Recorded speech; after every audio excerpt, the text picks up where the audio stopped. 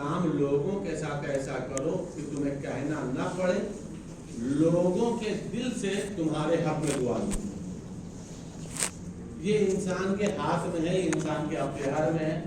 जब इंसान से हम खुश अखलाकी से मिलेंगे, खुश मिजाजी से मिलेंगे, अच्छे अंदाज से मिलेंगे, उसकी अहवाल पुरसी करेंगे, उसके दुख दर्द में खड़े रहेंगे, उसके लिए खैर चाहेंगे, उसके लिए नेकी चाहेंगे, तो नतीजा ये होगा कि बहरहाल कभी तो उसके दिल में हमारे लिए जगह बनेगी, और जब दिल में जगह बनेगी तो उसके दिल से हमारे हक में दुआ जरूर निकलेगी।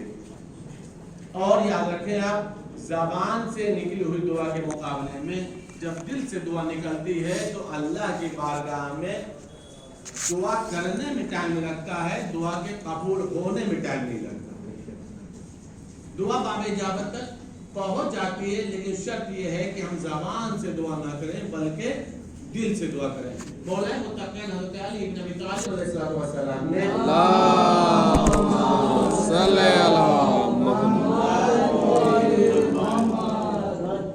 मौला ने शख्स ने पूछा था कि मौला ये बताइए हमारी दुआएं कबूल नहीं होती हैं, क्या करें? एक रिवायत आप अक्सर सुनते थे, शायद हमने पिछले जुमे में को भी अर्ज किया था कि दुआ करने से पहले जरूर इस बात की कि हम 40 मोमिन के हक में दुआ करें। और हमने नमाज शब का फलसफा बताया था कि हम ये नमाज शब में दुआ करते हैं, अल्लाहुम्मा ग़फ़िर फ़ला इब्न फ़ला, अल्लाहुम्मा ग़फ़िर फ़ला इब्न फ़ला, का मतलब क्या? ए मेरे महबूब, मैं तुझसे मग़फ़िरत तलब करता हूँ, हमारे वालिद को उनके वालिद को बख्श दे, मसलन हमारी वालदा को उनके वालिद को बख्श दे। यही तो होता है ना, अल्लाहुम्मा ग़फ़िर फ़ला इब्न फ़ला।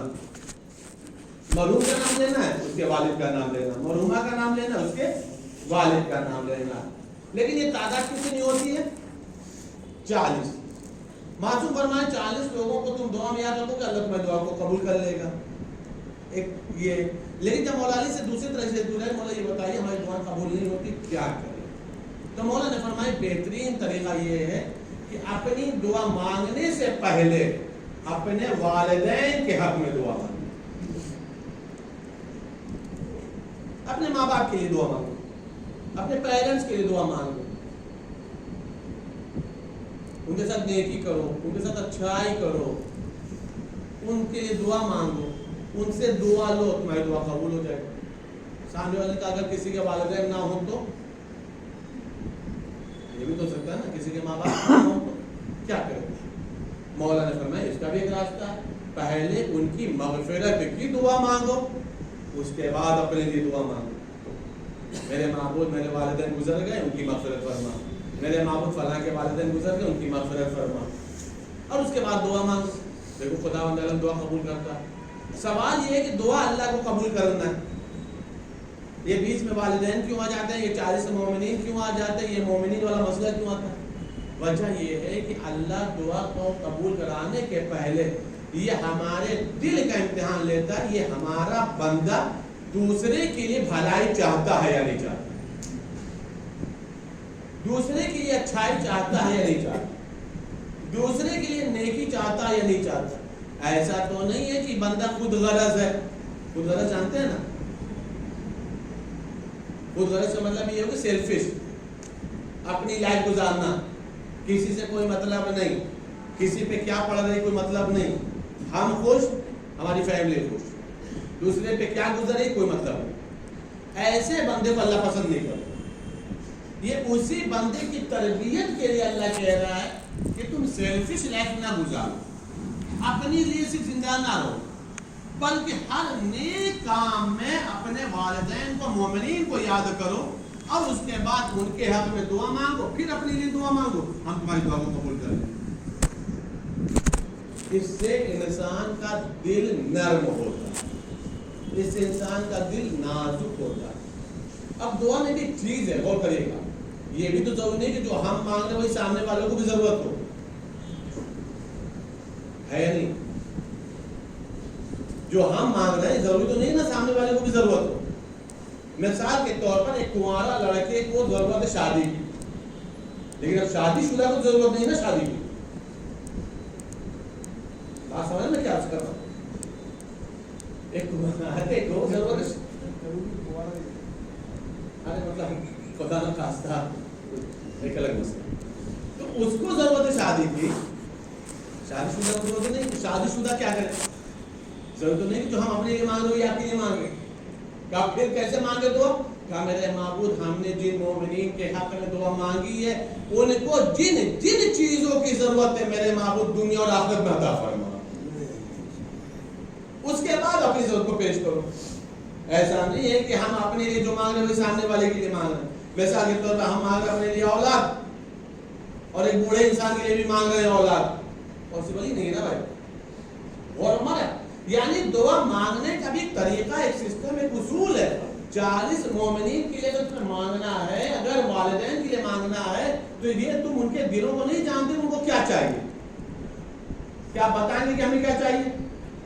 ہم بتائیں گے کہ ہمیں کیا چاہیے؟ کوئی شیئر نہیں کرتا ہے نا.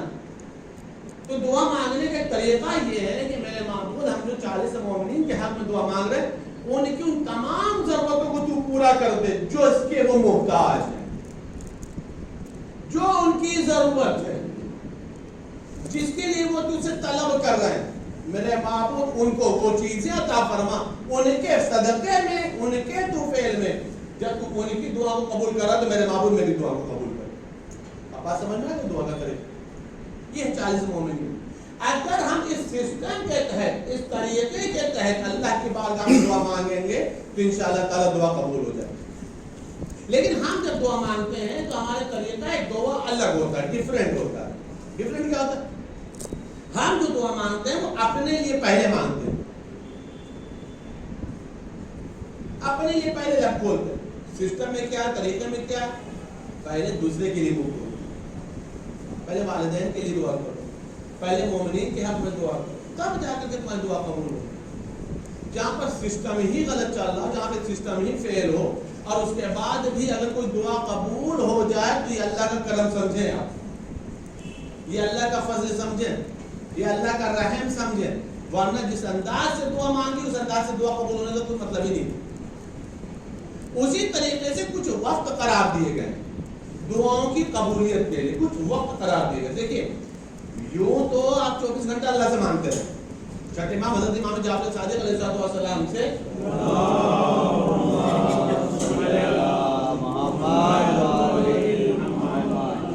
ایک شخص نے سوال کیا چھٹے امام سے، مولا یہ بتائیے ایک شخص مستحبی نماز پڑھ رہا، مستحبی نماز سمجھ رہے، سنت نماز پڑھ رہا، اور ایک شخص جو دعا مانگ رہا، آپ کی نگاہ میں دونوں میں کون بہتر ہے؟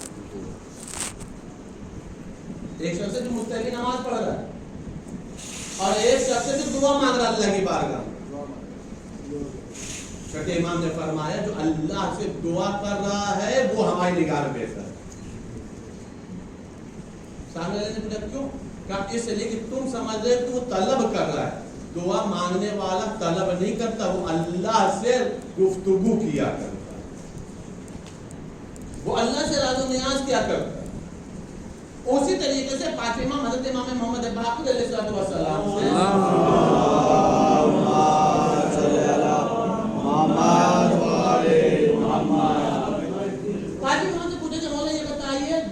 بہترین وقت کیا. اچھا یہ روایت مولا امیر المومنین سے بھی منسوب ہے. ممکن ہے کہ مولا علی کی بھی حدیث ہو اور قاسم امام کی بھی حدیث ہو، بہرحال کل ملا کے ہے آل محمد کے گھرانے کی حدیث. مولا یہ بتائیے دعا کا بہترین وقت کیا؟ مولا نے فرمایا دعا کا بہترین وقت اللہ نے 5 ٹائم رکھا ہے. مولا کیا کہ جو اللہ نے نماز واجب قرار دی ہے یہ بہترین وقت میں اللہ نے واجب قرار دیا ہے. اور اس بہترین وقت میں جب اللہ سے کوئی دعا مانگتا تو اللہ دعا قبول کرتا. اچھا ہے کہ سامنے والا ہوشیار تھا. سامنے والا ہوشیار کا مطلب کیا؟ اس لیے کہ ہم لوگ کے پاس جتنا نماز کا وقت ہے اس سے کم وقت دعا مانگنے کا. ہماری نماز 5 منٹ ہوتی ہے، 60 منٹ ہوتی ہوگی جماعت، 8 منٹ ہوتی ہوگی، فوراً تو 4 ہی منٹ ہو جاتی ہوگی. اور کرنا اور لیکن یہ 4 5 8 منٹ جتنا میں بتایا ایک نماز کے لیے، کیا ہم 8 منٹ بھی دعا مانگتے ہیں؟ اس لیے میں نے بولا کہ جتنا نماز کا وقت کم ہے ہمارے لیے اس سے بھی کم وقت سے دعا کریں، اس سے بھی کم وقت. اب اتنے ہم کیا کیا دعا مانگیں؟ ایسا نہیں کہ وقت کم ہے، ہمارے پاس وقت نہیں ہے، ہمارے پاس وقت نہیں ہے، ہمارے پاس دعا مانگنے کا ٹائم نہیں ہے، ادھر سے قبول کرنے کے لیے بہت ہی ٹائم ہے۔ پریشانی ہماری طرف سے آ رہی ہے، ادھر سے کوئی پریشانی نہیں، ادھر سے کوئی کنجوسی نہیں ہے، ادھر سے کوئی لمیٹڈ نہیں ہے، ادھر سے کوئی باؤنڈیشن نہیں ہے، ادھر سے کوئی پابندیاں نہیں ہیں۔ پابندی جتنی لگا کیا ہم نے اپنے پیروں میں ڈال دیا، ہم نے اپنے ہاتھوں میں ڈال دیا، ہم نے اپنے لبوں پہ ڈال دیا، ہم نے اللہ کی بارگاہ میں سوال ہی کم کی۔ معصوم نے فرمایا اس کے علاوہ بھی کچھ وقت ہے، کیا مولا کیا؟ کا بہترین وقت یہ ہے کہ جب بیٹا باپ کو یا باپ بیٹے کو محبت بھری نگاہ سے دیکھتا ہو تو اللہ دعا کو قبول کرتا ہے۔ حسد نگاہ، محبت بھری نگاہ سے کچھ نہیں ہے، بیٹھے ہیں باپ بیٹے، والدین بیٹھے ہوئے، کچھ نہیں۔ حالانکہ یہ کہنا تو بیکار ہے کہ کچھ نہیں، ورنہ باپ بیٹے بیٹھے تو دونوں کا موبائل ہے، وہ دوسرے کو کم دیکھتے ہیں، موبائل زیادہ دیکھتے ہیں۔ بہرحال جب محبت بھری نگاہ باپ بیٹے کو، بیٹا باپ کو، ماں بیٹے کو، بیٹا ماں کو دیکھے تو یہ بہترین وقت ہوتا ہے دعا کی قبولیت کا۔ یعنی اس ٹائم جب اللہ سے دعا مانگو اللہ دعا کا مولا اور کوئی بہترین وقت؟ مولانا فرمایا ہاں کیا یہ سارے وقت بتا رہا ہوں، اس بات کو محسوس کریے گا۔ کہا اور کوئی بہترین وقت؟ کہا ہاں، جس وقت نزول رحمت ہو رہی، بارش ہو رہی، اس وقت اللہ کی بارگاہ میں جب دعا قبول کر لو، میں نے معبود جیسے تجھے رحمت نازل فرمائی، میری ان دعاؤں کو، ان رحمتوں کے صدقے میں، رحمت للعالمین کے صدقے میں قبول کر۔ نزول رحمت، نزول بارش جس وقت ہوتی اس وقت اللہ کی بارگاہ میں دعا مانگو اللہ دعا قبول۔ کہا مولا اور کوئی وقت؟ کہا ہاں۔ کہا کون سا وقت ہے مولا؟ کہا جس وقت تمہارے دسترخوان پر کوئی مہمان آیا ہو، اس مہمان سے کہو کہ تمہارے حق میں دعا کرے، اللہ اس مہمان کی ہوئی دعا کو قبول کر لیتا ہے۔ کہا مولا کوئی اور وقت؟ کتنے بتا دیے ہم نے؟ کتنے بتائیں؟ کچھ یاد ہے ابھی تک؟ چلیے کچھ اور ہی کہوں گے، 5 7 8 5 بہر ایک سال وقت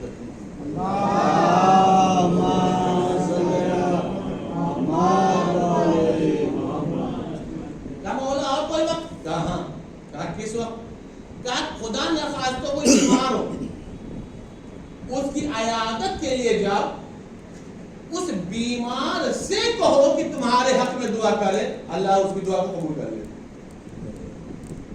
بیمار کی عیادت، تیمارداری کے لیے جاؤ، 1 کلو ایپل لے کے چلے مثلا، ضروری نہیں ہے، پوچھ کہا ہے لے کر کے چلے گئے، صدقہ نکال دیا اس کا 10 روپے 20 روپے 50 روپے، اس کے ہاتھ میں دعا کہ اللہ جل سے تم کو شفا دے دے۔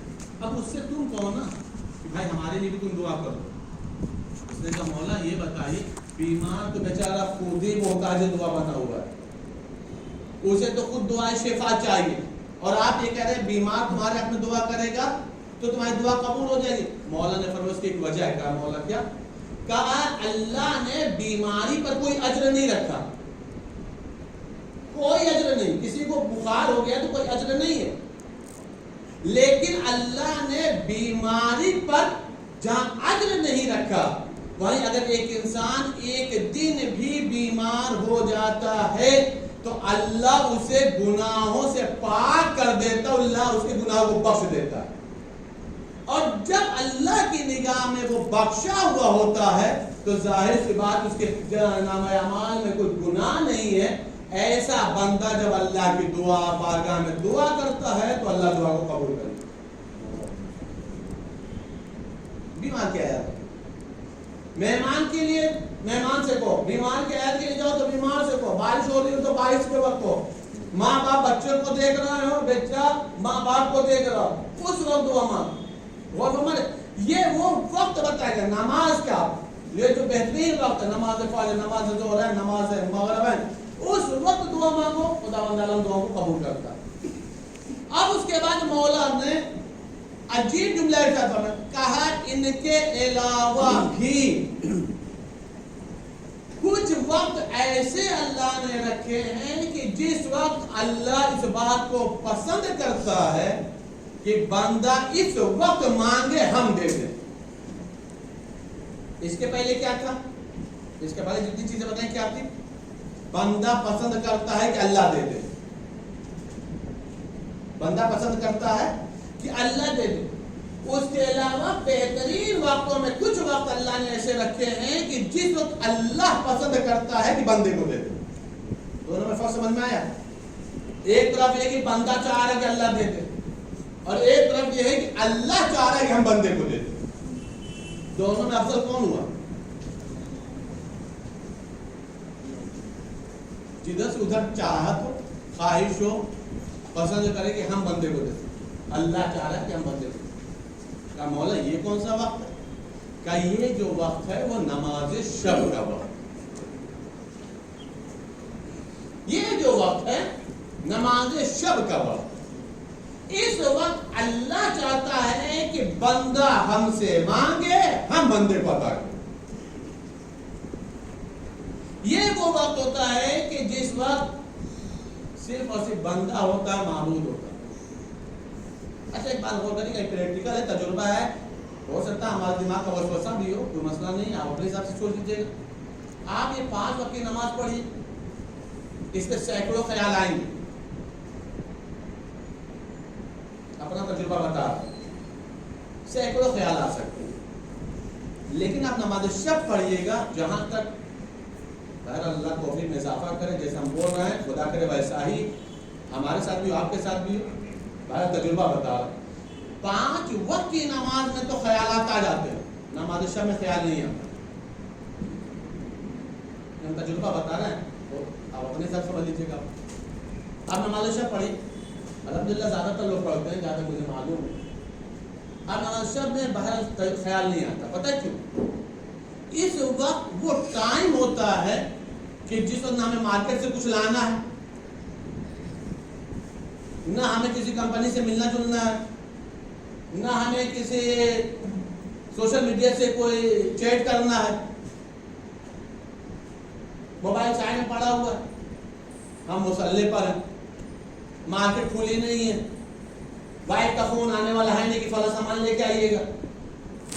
متوجہ؟ جتنے بھی خیالات آتے ہیں اس کا بیس تو یہی ہے نا، سامان لانا ہے، پہنچانا ہے، ملنا ہے، جلنا ہے، لینا ہے، دینا ہے، فلاں سے یہ کرنا ہے، فلاں سے وہ کرنا ہے. یہی تو ہے نا مسئلہ. فلاں کے موبائل پہ میسج ڈالنا ہے، فلاں کے موبائل کا میسج آیا کیوں نہیں، وغیرہ وغیرہ. یہی تو ہے نا سسٹم. لیکن نماز شب کا جو ٹائم ہے اس ٹائم یہ خیالات آتے ہی نہیں، چونکہ یہ سسٹم ہوتا ہی نہیں. ہاں میں گھر کے اندر مصلی ہے، کھانا کھا چکے ہیں، کوئی کام ہے نہیں، صرف اور صرف معبود ہے. ہم آپ تجربہ کر لیجیے گا، آج کی نماز شب پڑھ کر 100% نماز شب میں خیال نہیں آتا. میں پوری ذمہ داری سے بول رہا ہوں، 1% بھی خیال نہیں آتا. آپ اس ٹائم دعا مانگیے، اب اس کے بعد اللہ کی بارگاہ میں طلب کریے، انشاءاللہ تعالی خداوند عالم کی بارگاہ میں کوئی دعا رد ہونے والی نہیں. ساری دعائیں قبول ہو جائیں، ساری پریشانیاں دور ہو جائیں، ساری مصیبتیں رفع دفع ہو جائیں.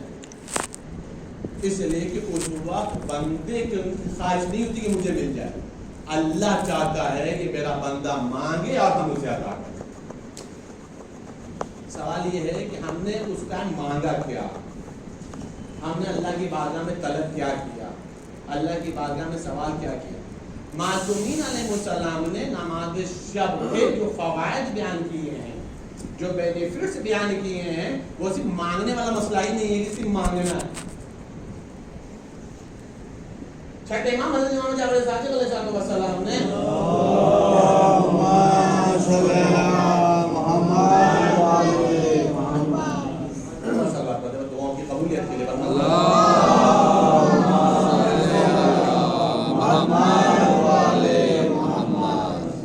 قرآن کریم میں نماز شب کا فائدہ بتا رہا ہوں.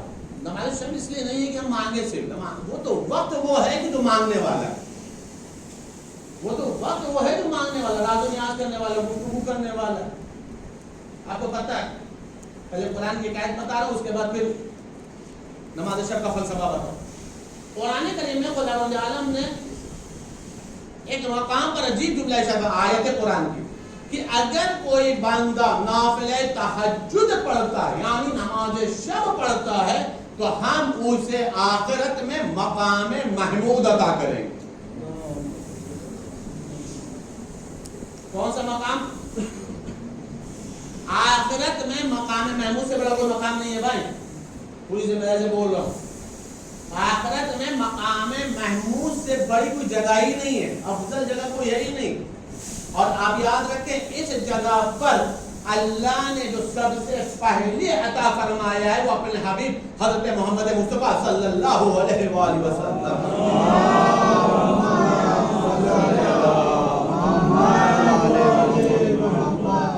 کوئی جگہ عطا فرمائی. اب اس کے بعد جنہیں مقام محمود میں جگہ ملی ہے وہ ان لوگوں کو ملی جو نماز شب پڑھتے، جو نماز شب پڑھتے قرآن میں. سوال یہ ہے کہ نماز شب کا فلسفہ کیوں لیا؟ معلوم ہے مزاج ہے انسان کا، ہمارا آپ کا سب کا مزاج ہے بھائی، اس میں شاید ہی کوئی بچا ہوگا، شاید 1% کوئی بچا تو بچا. دنیا کا ایک دستور یہ ہے کہ اگر ہماری کسی بڑے سے میٹنگ ہو جائے اور ایک ایسے بڑے کے ساتھ میٹنگ ہو جائے کہ جس سے لوگ ملنے کے لیے ترستے ہوں، آپ یقین رکھیے ہمیں زبان سے کہنا نہیں پڑے گا، ایکٹیویٹی میں فخر آ جائے گا. ہوگا یا نہیں ہوگا؟ اپنے آپ غرور پیدا ہو جائے گا. ہمیں کہنا ہی نہیں پڑے گا، ہمارا اٹھنا بیٹھنا چلنا پھرنا لائف اسٹائل اپنے آپ چینج ہو جائے گا. کیوں بھائی؟ بڑے بڑے لوگ ان سے نہیں مل پاتے ہیں، ہمیں انہوں نے اپنے دروازے پہ بلایا تھا یا وہ ہمارے دروازے پر آئے تھے. سوچو ہم کیا ہیں؟ کیوں سوچو ہمارے تو کچھ ہوگا تبھی تو ہم سے ملے ہوں گے نا. ہمارے جیسا انسان، آپ جیسا انسان کوئی ایک بڑے عہدے میں پہنچ جائے اور اس سے ملاقات ہم کر لیں تو ہمارے اتار چڑھاؤ میں فرق آ جاتا ہے. سوچے کائنات میں لفظ کبریائی صرف اللہ کے لیے جس کے نام کیا گیا تھا اللہ اکبر. یہ جو ہم ترجمہ کرتے ہیں نا کہ اللہ بڑا ہے، یہ ترجمہ نہیں ہے بھائی، یہ تو ہمیں سمجھنے اور سمجھانے کے لیے اللہ بڑا ہے. ورنہ اگر اللہ بڑا ہے تو پھر بعد میں آگے کون چھوٹا ہے یا پھر اس سے بڑا کون ہے؟ اللہ اکبر کا مطلب یہ نہیں کہ اللہ بڑا ہے، اللہ اکبر کا مطلب یہ کہ اس سے بڑا ہی کوئی نہیں، اس سے بڑی کوئی ذات نہیں. سوچنے والی بات ہے، جس سے بڑی کوئی ذات نہیں ہے اتنی بڑی ذات اگر خواہش یہ کرے میرا بندہ مانگے ہم دے دیں، انسان کا مزاج کیسا ہونا چاہیے، انسان کا اخلاق کیسا ہونا چاہیے. اکیلی اللہ کی بارگاہ ہے، اتنی بڑی بارگاہ ہونے کے بعد، اتنی بڑی ذات ہونے کے بعد بندوں کو سامنے سے دعوت دیتی ہے، آؤ ہم سے بات کرو، آؤ ہمارے پاس بیٹھو، آؤ ہم سے گفتگو کرو، آؤ ہم سے حال زار بیان کرو، آؤ ہم سے حال دل بیان کرو. کوئی تمہیں نہیں سننے والا، ہم تمہیں سنیں گے. اور اگر تم کسی کو کچھ اپنی سناؤ گے بھی نا تو ممکن ہے وہ بات دوسروں تک پہنچ جائے، لیکن اگر اپنی بات ہمیں سناؤ گے تو ہم صرف مستجاب کرتے ہیں، دوسروں تک بات پہنچاتے نہیں. اور ہمیں نماز شب اللہ کی بارگاہ میں جب انسان گفتگو کرتا ہے تو اللہ کسی سے شیئر نہیں کرتا نا. مولانا متحد یہ مانگ رہے تھے، مولانا متحد یہ چاہ رہے تھے، کبھی اللہ نے بتایا کسی کو؟ کبھی نہیں بتایا. الٹے کو مستجاب کر کے بندے کو سرخرو کر دے. اور معصومین علیہ السلام نے جو نماز کے فائدے بیان کیے ہیں اس فائدے کو آپ سماعت فرمائیں. ایک صلوات پڑھے پر محمد والے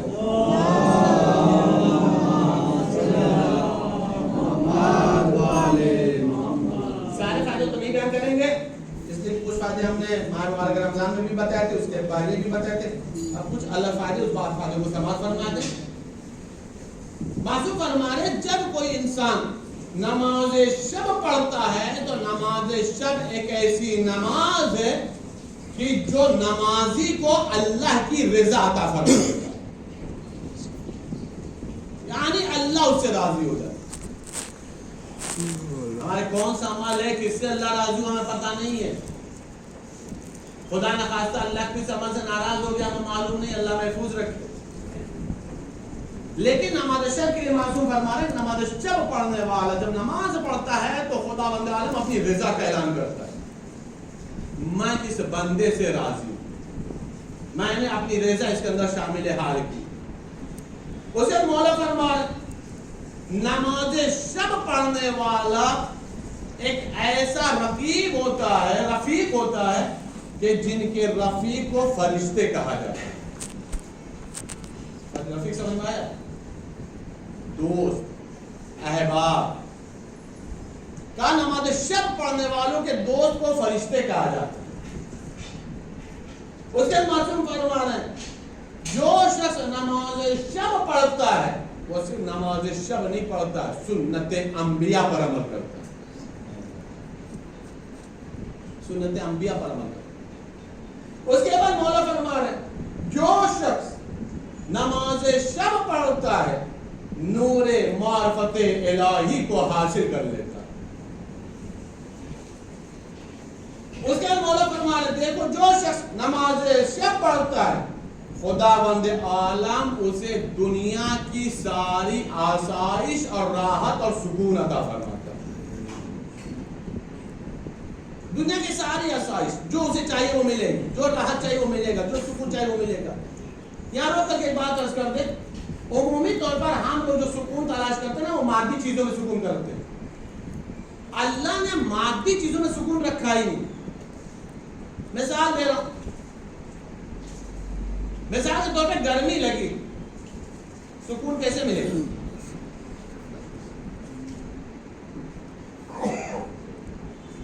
فین چلا لو, ٹیمپریچر 50 ہو گیا, کیا کریں؟ فین سے بھی گرمی ہوا آتی ہے, اے سی آن کر, یہ کیا ہوا؟ کا سکون ملے گا. سوال یہ ہے کہ یہ فین نے کتنا دیر سکون دیا, اے سی نے کتنا دیر سکون دیا؟ جب تک فین چلتا رہا سکون, جب تک اے سی چلتا رہا سکون.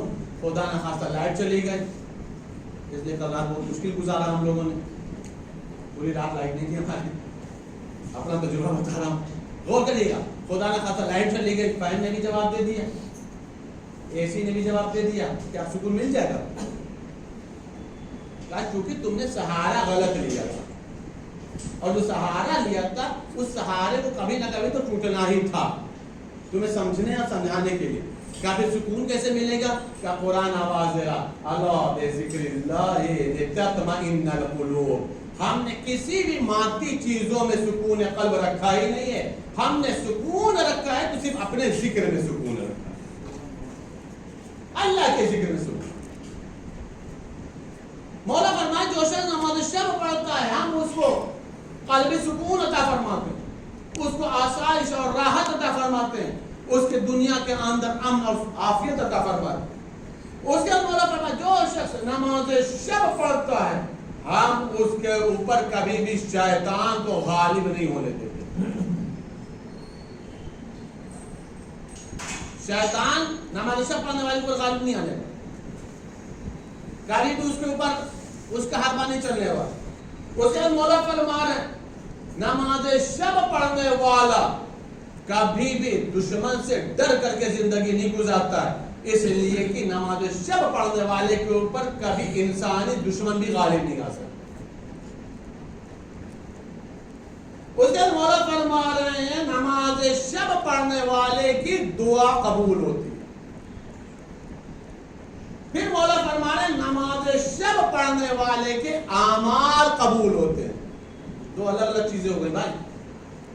ایک ہے دعا کا قبول ہونا, جو مانگ رہے تھے وہ اللہ نے دے دیا, یہ ہے دعا کا قبول ہونا.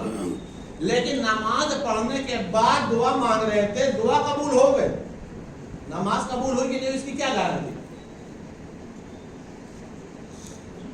نماز پڑھا وہ قبول ہوا کہ نہیں قبول ہوا, ایسے پتہ چلے گا. مولا فرما رہے اگر نماز شب پڑھو گے تو خدا بند عالم صرف نماز ہی قبول نہیں کرے گا, صرف دعا ہی نہیں قبول کرے گا, بلکہ تمہارے تمام حسنات, تمام نیکیاں, تمام اعمال کو خدا بند عالم باب اجابت تک پہنچا دے گا. ایک صلوات والے پر محمد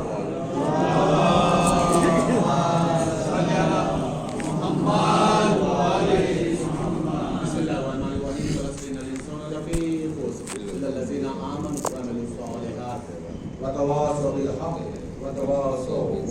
साहब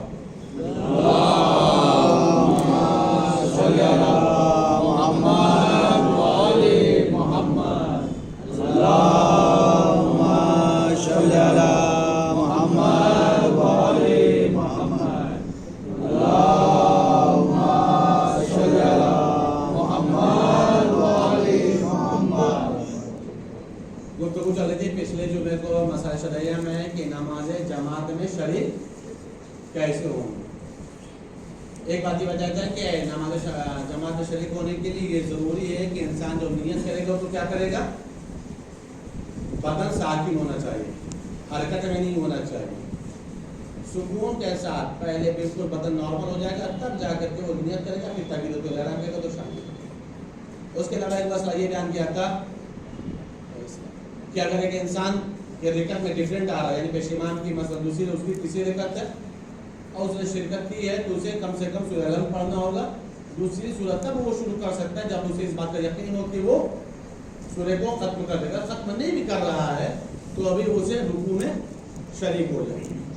तीसरी चीज आज जो नमाज में शरीक होने के लिए है कि अगर एक इंसान मसलन तीसरी रिकत में आ रहा है, असर की तीसरी रिकत में शरीक हो रहा है, पेशिमान की तीसरी रिकत है उसकी अब पहली रिकत हो। तमाम महाराजे के यहाँ गालिबन तो वैसे है ही, तमाम महाराजे के यहाँ गालिबन ये है कि उसे इंतजार करना चाहिए कि पेशिमान रुकू में चला जाए, तब जाकर के वो रिकत में शामिल हो, नमाज में शामिल हो जमात।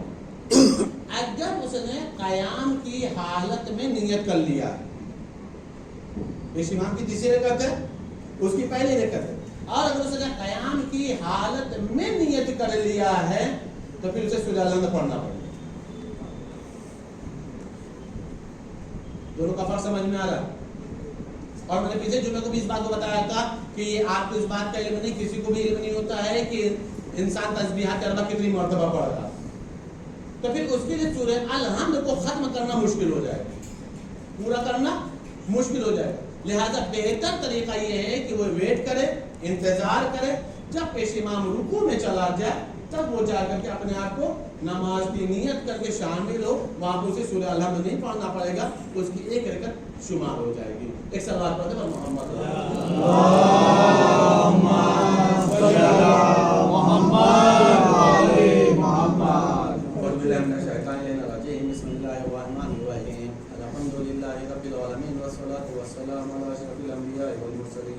सैयदना व नबीना मौलाना बिल-क़ासिम अल्लाहुम्मा सल्लि अला मुहम्मद व आलि मुहम्मद तय्यबीन ताहिरीन अल-मासूमीन अम्मा बाद फ़क़द क़ाला अल्लाहु तबारक व तआला फ़िल क़ुरआनिल करीम व हुवा अस्दक़ुल क़ाइलीन बिस्मिल्लाहिर रहमानिर रहीम इन्नल्लाहा व मलाइकतहु युसल्लूना अलन नबी या अय्युहल्लज़ीना आमनू सल्लू अलैहि व सल्लिमू तस्लीमा अल्लाहुम्मा सल्लि अला मुहम्मद व आलि मुहम्मद अल्लाहुम्मा सल्लि अला अशरफिल मुरसलीन व शफीइल मुज़नबीन नबीना मुहम्मदिन सल्लल्लाहु अलैहि व आलिहि व सल्लम अल्लाहुम्मा सल्लि अला मुहम्मद व आलि मुहम्मद मुस्लिमीन व क़ादिर व मुहज्जलीन अमीरुल मुमिनीन अली इब्न अबी तालिब अल्लाहुम्मा सल्लि अला मुहम्मद व आलि मुहम्मद वला सय्यदुल निसाइल व बज़त खातिमिन नबiyyin सय्यदतुना फातिमा बिन्त रसूलिल्लाह सल्लल्लाहु अलैहा अल्लाहुम्मा सल्लि अला मुहम्मद व आलि मुहम्मद वल हसनिल मुज्तबा अल्लाहुम्मा सल्लि अला मुहम्मद व आलि मुहम्मद वल हुसैन शहीद बिकरबला अल्लाहुम्मा सल्लि अला मुहम्मद व आलि मुहम्मद व अली इब्न हुसैन व मुहम्मद इब्न अली अल्लाहुम्मा सल्लि अला मुहम्मद व आलि मुहम्मद व जाफर इब्न मुहम्मद व मूसा इब्न जाफर अल्लाहुम्मा सल्लि अला मुहम्मद व आलि मुहम्मद व अली इब्न मूसा व मुहम्मद इब्न अली अल्लाहुम्मा सल्लि अला मुहम्मद व आलि मुहम्मद व अली इब्न मुहम्मद व हसन इब्न अली अलैहिस्सलातु वस्सलाम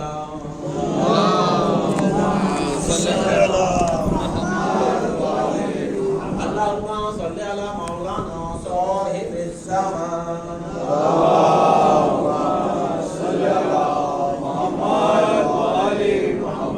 تمام عمر مناجی موجود ہے 5 مرتبہ مجید